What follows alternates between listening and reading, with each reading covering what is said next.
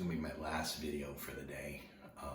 As you can tell, when I'm wearing the same shirt in every video, I'm doing little increments rather than doing an hour-long video for you guys. But I'm trying to break it up into kind of the way it's laid out in my book that I've written. So, and any ideas you guys might have for my book name? I don't have a name yet. I'm thinking detours, crossroads.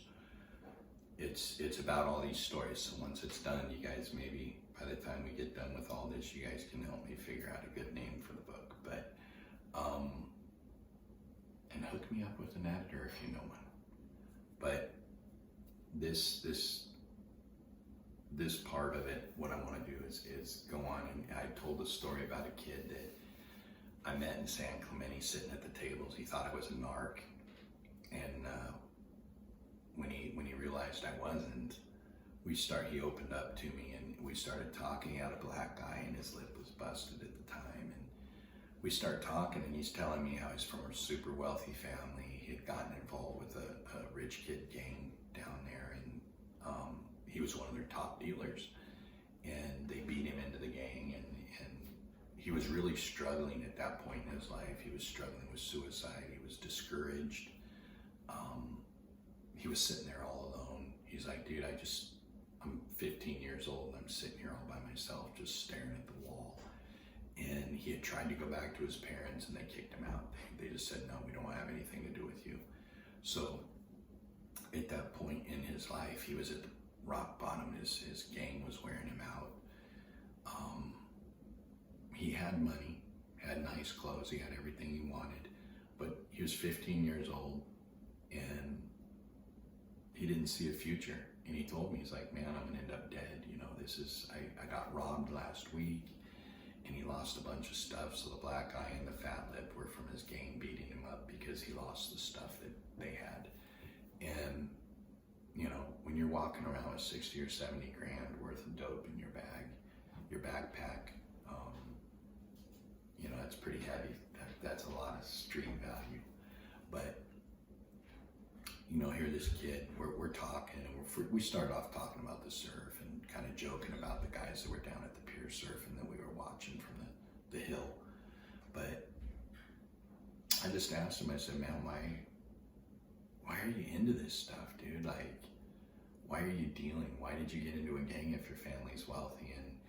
And he told me, and he just said he had screwed some stuff up, and he got into smoking weed, and his mom and dad didn't like it, so they kicked him out of the house at 13 years old.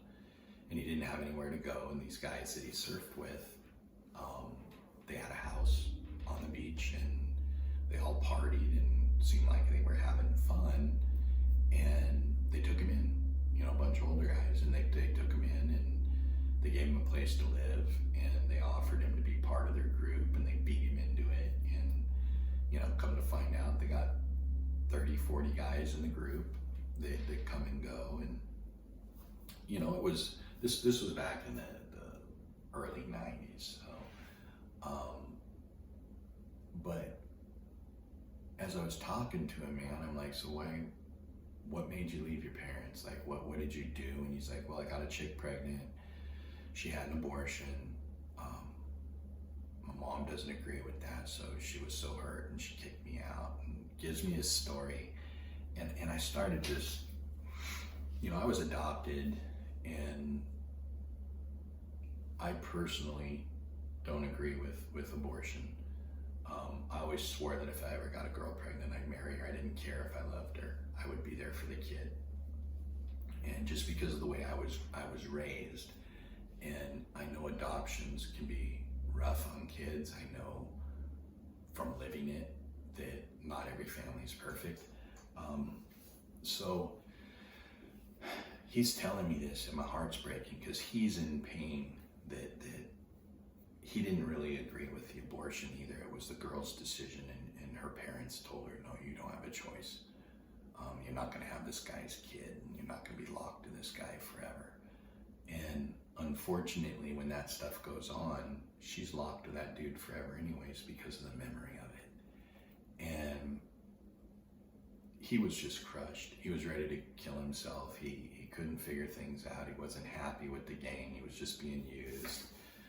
He realized he was just a mule for them and a runner, and was never gonna be anything. And here he is, 15, 16 years old, and tough kid, man, tough kid. And you know, I start sharing the Lord with him, and I told him my story and how I got out, and how when I got out, I had a bunch of hits put out on me, and people threatened me and threatened my friends, and the break-in at Tiffany's, and just all the different things that happened. And it really hit with him.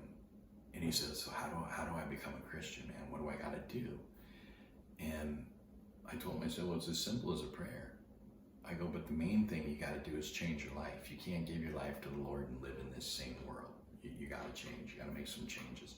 He was like, no, man, I'm ready. I want to change. And it was so cool because I sat there and I prayed with this kid, and he said the sinner's prayer that we call it in Christianity, and basically he gave his life to the Lord. And all that means is you say a prayer to God, and you just basically acknowledge that, you know, Father, Son, Holy Spirit, I believe in you, God. I believe that what is true, that you're truth. And the key is you ask for forgiveness, you pour your heart out there, you give it back to God, you tell him, listen, man, I'm gonna live for you, and would you help me? And he did that, and he just started crying. He's like, dude, I feel like the world's just been lifted off his shoulders. And we started talking, and he goes, I gotta go. He just got all excited at some point. I mean, by this time it's midnight, 1 o'clock. He goes, dude, I gotta go. I got something I gotta do. Because I had told him he needed to get away from his friends and change his lifestyle.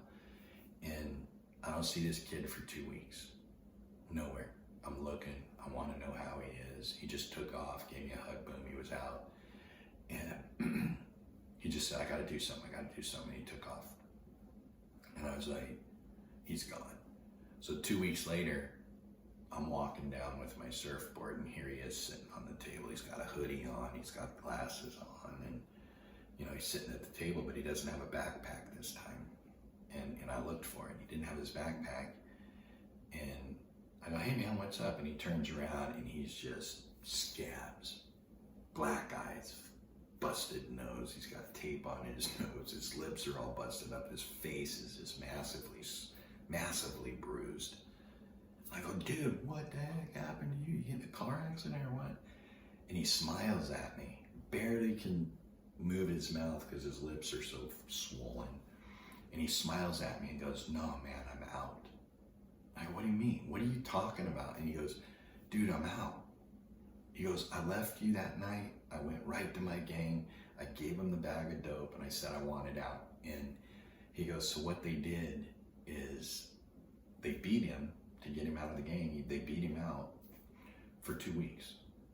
Not once, not twice, but every single day, the whole group would come in and just beat him. And they'd lock him in a room. They'd make sure he had water, make sure he was alive. They weren't trying to kill him, but they would beat him. And he said they'd lock me in this room, and my buddies would come in and give me food, make sure that I was drinking and eating and stuff like that. They'd wipe me up and doctor me, and then the next day they'd come in again, and the whole gang would beat him. And they did that for 2 weeks. And then after the 2 weeks was up, they basically all came in. They gave him new clothes they had bought for him because he was covered in blood. They gave him a hoodie and some shorts and some shoes, and basically hooked him up with everything he needed. They all came in and gave him a hug, gave him a handshake, and congratulated him that he was out. You know, you're out, man. You're free to go. And they let him go. And he went down to the pier looking for me so that he could tell me the story.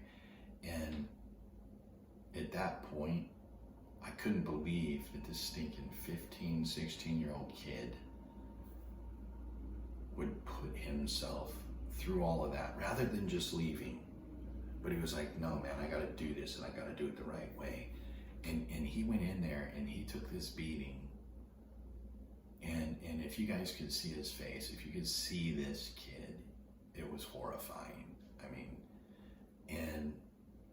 but the joy that was in his eyes, the joy that was in his voice, the peace when he told me, and he started to cry, and he's like, dude, I'm out, Joe. And he started thanking me, and thank you for taking the time. Sorry I called you a narc. And I just kind of laughed. And you know, the following day he would come back, and I told him, I said, now you need to heal things with your parents.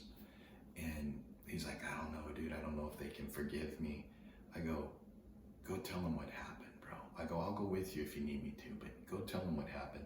So he went to his mom and dad's mansion, and he walks up, and the little, nanny lady opens the door and just freaks out. And she calls the parents, and the parents come down, and he tells his parents the story, and they just accept him with open arms. And I never met the parents, never heard from them or anything, but he'd come down and told me, oh my gosh, my parents, they forgave me. I'm back in the house. They're helping me get on my feet. And, they put him back in school so he could go back to school and finish his education. And, guys, the things that go on in our lives, we can't control a lot of it, but this kid was so excited for a change and so excited to live his life, and he just didn't know what to do. And just by me sharing with him, and just by me loving on him and putting my surfboard down and going, nah, man, I'm not gonna surf today. I'm gonna hang out with this kid. He needs some help. And that would be one of the most rewarding, memorable times for me.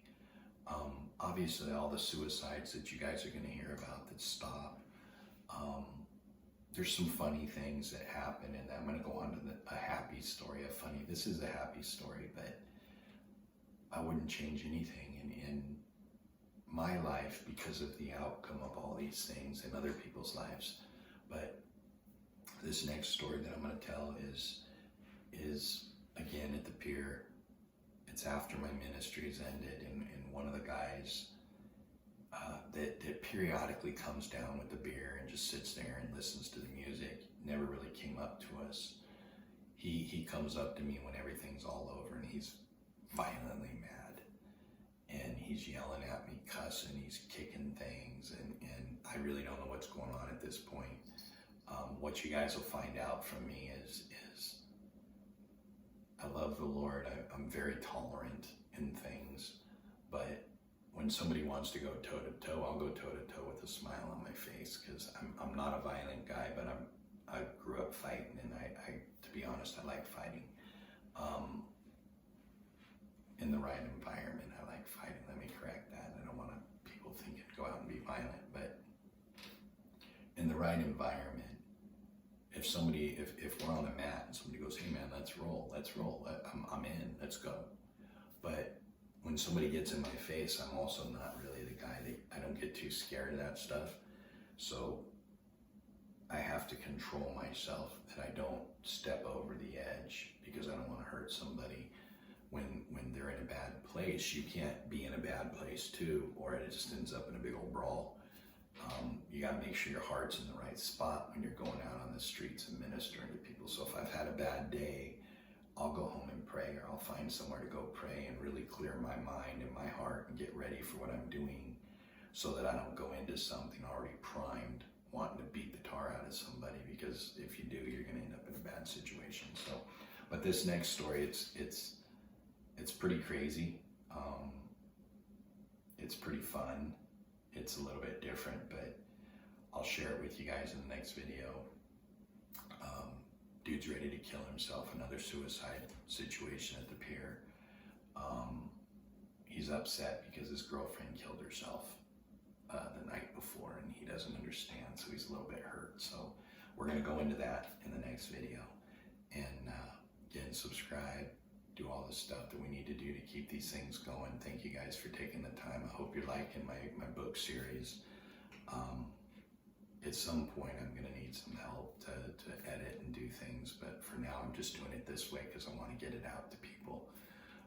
But this is already written in a book. It's just not edited out yet, so look forward to getting it edited so that I can share that with you guys. All right, have a great day, and we'll talk to you on the next one.